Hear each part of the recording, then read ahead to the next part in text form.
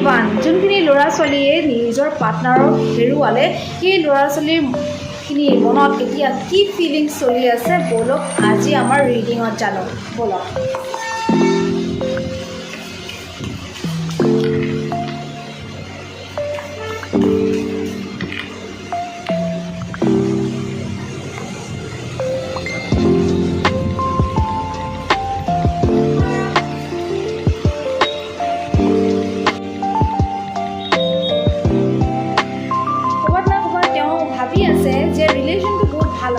ৰিলেশ্যনটো বহুত ভাল আছিলে তেওঁলোকৰ মাজত এটা